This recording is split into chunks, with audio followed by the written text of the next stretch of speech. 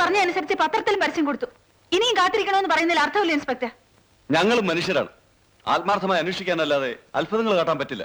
അത്ഭുതങ്ങൾ നടക്കാത്ത എന്തുകൊണ്ടാണെന്ന് മനസ്സിലായി. ഇതാ. ഇതെന്താണ്? തുറന്നു നോക്കാം.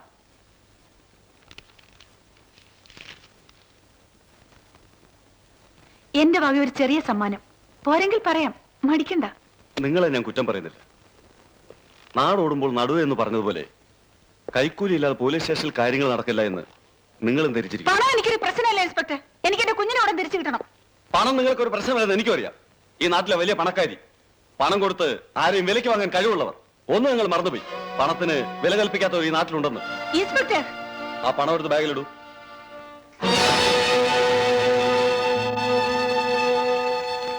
കൈക്കൂലി വന്ന കുറ്റത്തിന് അറസ്റ്റ് ചെയ്ത് അകത്താക്കാൻ അറിയാഞ്ഞിട്ടല്ല, ശരിയാണെന്ന് കയറി ക്ഷമിക്കുന്നു.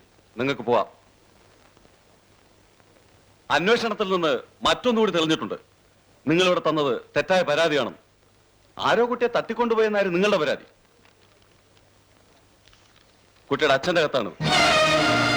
കുട്ടി അയാളുടെ കൂടെ ഉണ്ടെന്നും കുറച്ച് ദിവസങ്ങൾക്കുള്ളിൽ കുട്ടിയെ നിങ്ങളുടെ അടുത്ത് എത്തിക്കാമെന്നും ഈ ഒരുത്തൻ നിങ്ങൾക്ക് അയാൾ ഫോൺ ചെയ്തിരുന്നു. പക്ഷെ നിങ്ങളെല്ലാം മറച്ചു വെച്ചു.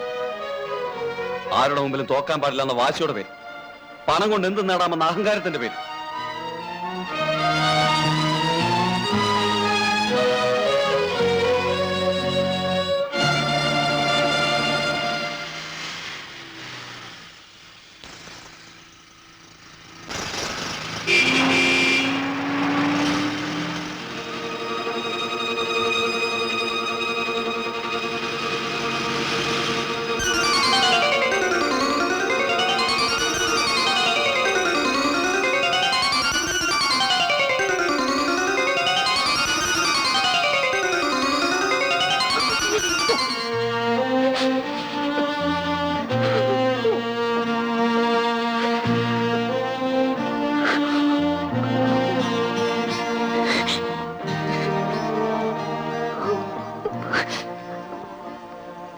ഞാനൊരു കാര്യം പറഞ്ഞ കൊച്ചമ്മ ദേഷ്യപ്പെടരുത്.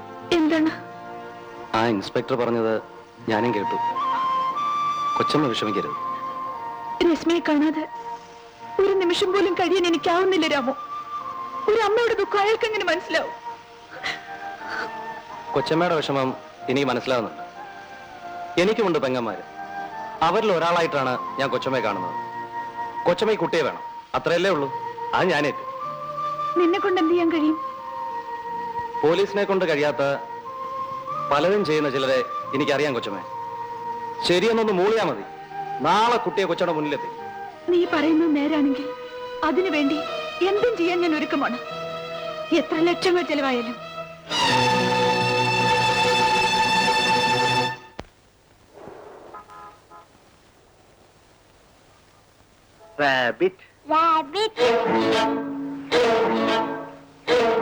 ഇനി മോർക്ക് എന്താ വേണ്ടത്? എടുക്കൂ.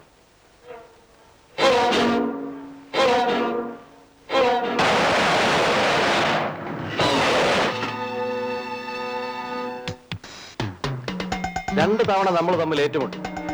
രണ്ട് പ്രാവശ്യവും നീ എന്നെ തോപ്പിച്ചു. തവണ ഞാനും കരുതി തന്നെയാ വന്നിരിക്കുന്നത്. ഇതിന് വേണ്ട പണം തന്ന ആരാണെന്നറിയോ? വേറെ ആരുമല്ല, ഈ കൊച്ചിന്റെ അമ്മ, നിന്റെ പഴയ ഭാര്യ. ഇന്ന് ഈ കൊച്ചിനെയും കൊണ്ടേ ഞാൻ പോകും.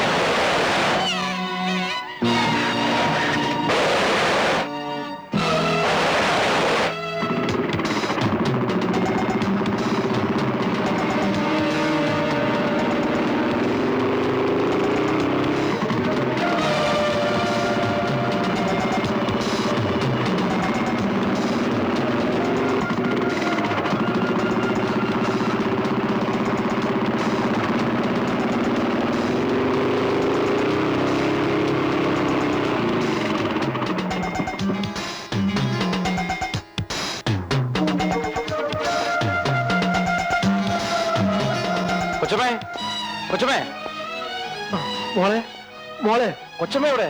പുറത്തു പോയിട്ട് വന്നിട്ടില്ല. മോക്ക് എന്ത് പറ്റി? പേടിക്കാനൊന്നുമില്ല. നീ കൊച്ചമ്മക്ക് ഫോൺ ചെയ്യൂ. ഞാൻ കുഞ്ഞിനെ മോൾ കൊണ്ടേ കിടത്തിയിട്ട് വരാം.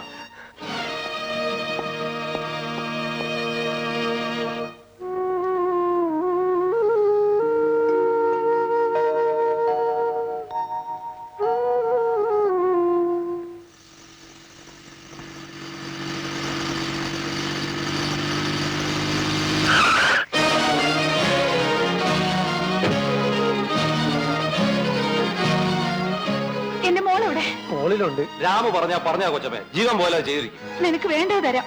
ആദ്യം എന്റെ കുഞ്ഞിനെ ഒന്ന് കാണട്ടെ. മോളെ,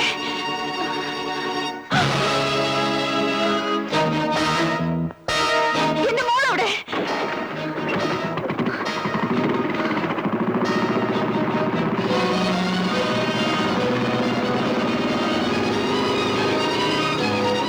നീ പറഞ്ഞതാണല്ലേ? ജീവൻ പോലെ നീ ഇത് ചെയ്തിരിക്കും. ഇത്തവണ തോറ്റു, ഞാൻ സമ്മതിക്കുന്നു. പക്ഷെ ഇനി ഞാൻ ഇറങ്ങുമ്പോൾ പലതും സംഭവിച്ചെന്ന് വരും. എന്താ സംഭവിച്ചാലും എനിക്കൊന്നുമില്ല. എനിക്ക് വേണ്ടത് എന്റെ കുട്ടിയാണ്. ഈ ഒരു വാക്കിന് വേണ്ടി ഞാൻ കാത്തിരിക്കുകയായിരുന്നു. ഇനി ഞാൻ ഏറ്റു.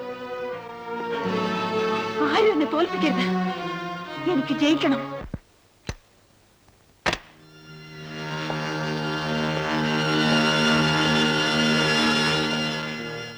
ഡോക്ടർ, എന്താ ഇത്?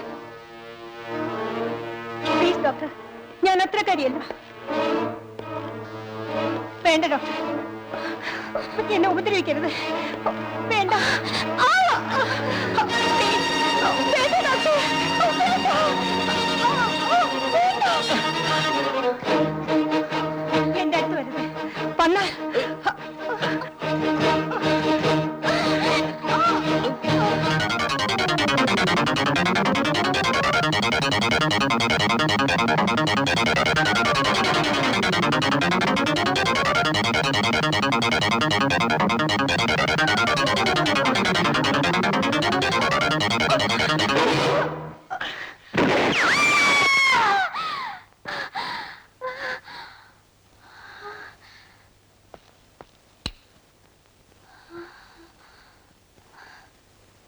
നമ്മൾ ഉദ്ദേശിച്ച ഫലം കിട്ടിയെന്ന് തോന്നുന്നു. വേഗം രോഗിയുടെ അടുത്തേക്കല്ലോ. Yes doctor.